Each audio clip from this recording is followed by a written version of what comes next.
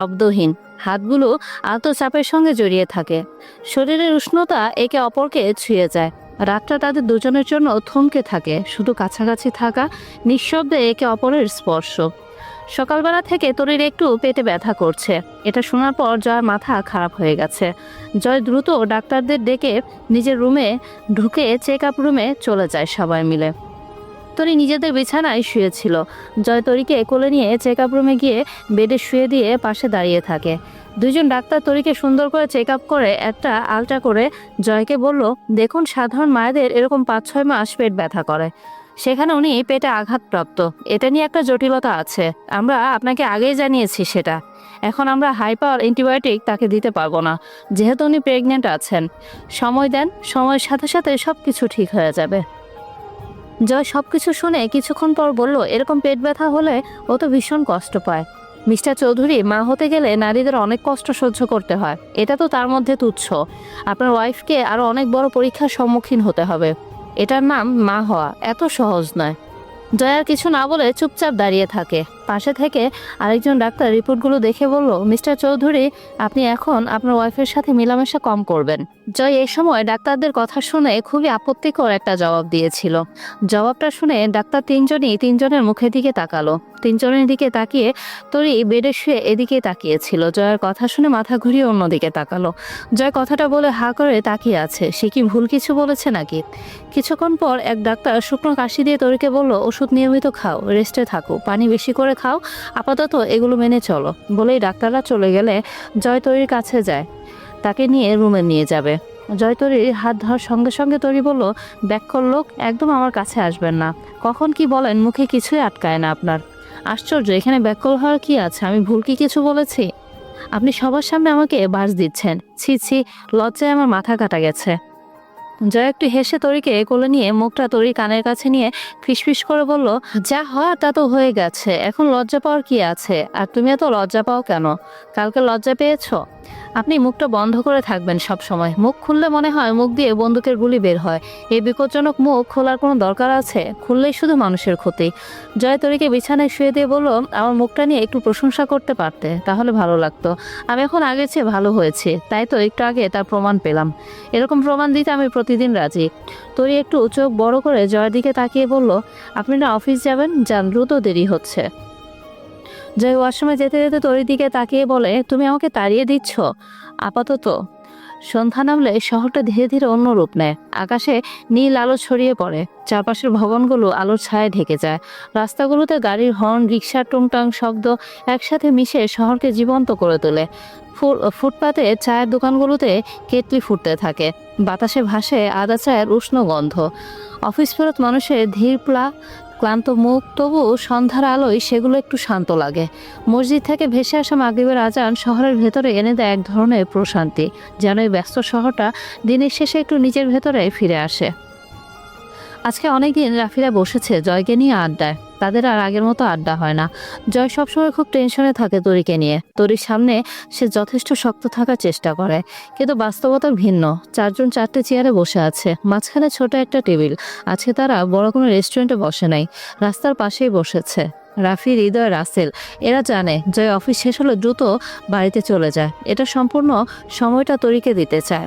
আজকে কি মনে করে জয় সবাইকে ডেকে নিয়ে আসলো? সবাই চুপচাপ, কারোর মুখে কোনো কথা নেই, শুধু চায়ের কাপে টুংটাং শব্দ। জয় সবার দিকে একবার তাকিয়ে গোপনে একটা নিঃশ্বাস ফেলে দিয়ে বলল, আমি না থাকলে তোরা আড্ডা দিতে পারিস না? রাসেল চায়ের কাপে চুমুক দিতেছিল, কাপ রেখে বলল, তোকে ছাড়া আড্ডা জমে না জয়, আর আমরা তোর মনের অবস্থা জানি। এই টাইমটা আড্ডা দেওয়ার টাইম না। জয় আকাশের দিকে তাকিয়ে আছে, চারপাশে কুয়াশা পড়ছে। পাশ থেকে হৃদয় বলে উঠল, আমরা তোকে খুব মিস করি জয়। তুই কবে আগের মতো হবি? নিজে হাসবি, সাথে আমাদেরকেও হাসাবি। জয় আকাশ থেকে নজর ফিরিয়ে বলল, এই 4 মাস থেকে আমার হাসির কারণ কি জানিস? হ্যাঁ জানি, তোরই ভাবে। তাহলে বল কিভাবে হাসি? সে ভালো নাই। আমিও তোদেরকে অনেক মিস করি। আমাদের এই বন্ধুত্বটা আগের মতো হবে, আমরা হারিয়ে যাব না ইনশাল্লাহ। রাফি হঠাৎ বিড়বিড় করে একটা গান গেয়ে উঠল, বন্ধু তোরা জনম ভরে থাকবি বুকের মাঝে রে, তোদের ছাড়া একার সময় বিষণ্ণতায় কাটে রে। বন্ধু তোরা আছিস মিশে বুক পাঁজরের সাথে, থাকবি তোরা আছিস তোরা সুখে দুঃখে পাশেতে। রাফি এইটুকু গিয়ে থেমে যায়, চোখ বন্ধ করে আকাশের দিকে তাকায়। চুপচাপ কিছু সময় কারো মুখে কোনো কথা নেই। কিছুক্ষণ পর রাফি বলল, ভাবিকে ভালোবাসিস এটা কখনো তাকে বলছিস? জয় রাফির দিকে তাকিয়ে বলে, ভালোবাসি শব্দটা বলা আর জিনিসটা ধরে রাখা আমার কাছে অনেক কঠিন কাজ। শব্দটার সাথে অনেক কিছু আছে, তাকে ভালো রাখতে হবে, তাকে যত্নে রাখতে হবে। আমি তাকে কিছুই করতে পারি নাই, বরং সে আমার কারণে আঘাতপ্রাপ্ত হয়েছে। আজকে সে জীবন মৃত্যুর সঙ্গে লড়াই করছে। তাই আমি বলতে পারি আমি হেরে গেছি, না তাকে যত্নে রাখতে পারছি না ভালো রাখতে পারছি। তাই আমি কখনো ভালোবাসি শব্দটা মুখে আনতে পারবো না রাফি। ভালোবাসি শব্দের কাছে আমি জয় হেরে গেছি, এই আফসোস আমার আজীবন থাকবে। তুই অনেক কঠিন করে ভাবছিস জয়। তুই এখন তার জন্য কি না করছিস, শুধু তাকে ভালো রাখার জন্য সে যেন সুস্থ থাকে।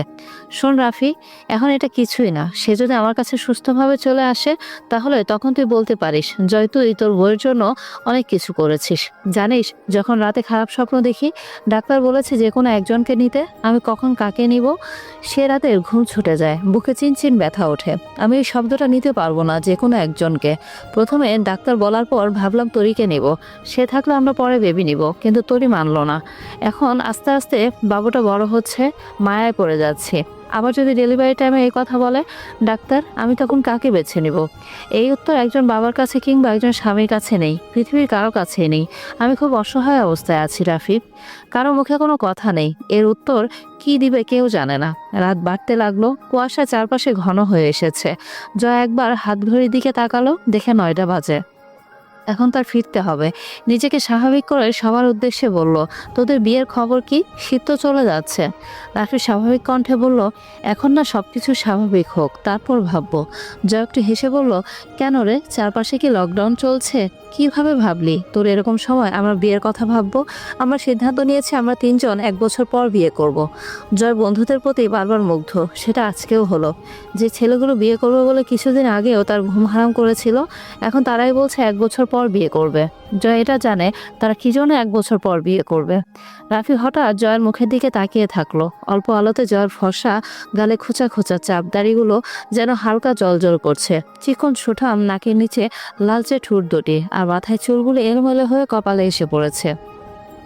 আশেপাশে পর্যাপ্ত আলো না থাকায় তার চোখের মনির পাশে থাকা ছোট তিলটি স্পষ্ট দেখা যাচ্ছে না। তবুও সেই খোঁচা খোঁচা দাড়ি জয়ের সৌন্দর্য যেন আরো গাঢ়, আরো গভীর হয়ে ফুটে উঠেছে। রাফি মুখ ফুটে বলল, আমি যদি মেয়ে হতাম জয়, তাহলে তোর প্রেমে পড়তাম। সাধে কি আর মেয়েরা তোর প্রেমে পড়ে? জয় ঠোঁটে হাসি এনে বলল, এই কথা আমার বউ যেন না শোনে, তাহলে তোদেরকে আর বাদ দিয়ে উঠতে দেবে না। আমি কি ওরকম ছেলে নাকি রে যে ছেলে হয়ে ছেলের প্রেমে পড়বো? আমি বলছি যদি আমি মেয়ে হতাম। ছেলে হওয়ার মেয়ে হও, মুখ তো একটাই, তাই দ্বিতীয়বার আর মুখে আনিস না, আর আমার বউ যেন না শোনে। রাফি আরো কিছু বলতে যাবে, তার আগে জয়ের ফোন বেজে ওঠে। দেখে জান্নাত কল করছে। রিসিভ করে বলল, হ্যাঁ মা বল। চাচু, দাদিমা তরিকে বারণ করে ঘরে তুলে নেয়, তাই দাদিমা চায় তরিকে আবার বরণ করে ঘরে তুলে নিতে। তার জন্য তো আমার জানকে আমার বউ সাজাতে হবে। ওফ চাচু, আমরা যে কি আনন্দ লাগছে। এখন তুমি বলো আমাদেরকে কবে মার্কেটে নিয়ে যাবে? জয়ের ঠোঁটের কোণে হাসি দেখা দিয়ে বলল, দেখি কবে অনুষ্ঠান করে, তার আগের দিন নিয়ে যাব। ঠিক আছে চাচু, আর আমি কিন্তু পার্লারে বুকিং দেব জানকে সাজার জন্য। আচ্ছা ঠিক আছে, যা পায় করো। জয় ফোন কেটে দিয়ে দেখে সামনে 3জন এইদিকে তাকিয়ে আছে। রাখিগুলো কিসের অনুষ্ঠান? আরে মা তরিকে বরণ করে নাই, এই জন্য একটু বরণের অনুষ্ঠান করবে। তার মানে আবার তোরা বরবউ সাজবি, আবার বাসর ঘর হবে, এবার আবার বাসর ঘর সাজাবো। তুই কত দিবি বল, আগে থেকে বলা ভালো। জয় চেয়ার থেকে উঠে দাঁড়িয়ে গাড়ির চাবি নিয়ে বলল, 1 টাকাও দেবো না, বউ নিয়ে ফজরে আসবো, যাতে বাসর করা না লাগে। আসসালামু আলাইকুম, কেমন আছেন সবাই? কে কোথা থেকে আমার ভিডিওটা দেখছেন অবশ্যই জানাবেন। আমি জানি আপনারা সবাই অধীর আগ্রহে বসে আছেন এই গল্পটির জন্য, কিন্তু গল্পটি যিনি লিখছেন তিনি যদি প্রতিদিন গল্পটি না দেয় তাহলে আমি আপনাদের সাথে গল্পটি কিভাবে শেয়ার করব বলেন? আর গল্পটি আমি হাতে পাওয়ার সাথে সাথে আমি আপনাদের সাথে শেয়ার করি। এই কারণে আপনারা যখন বারবার আমাকে টেক্সট করেন গল্পটা কবে দিবেন, আমার কাছে সত্যিই কষ্ট লাগে।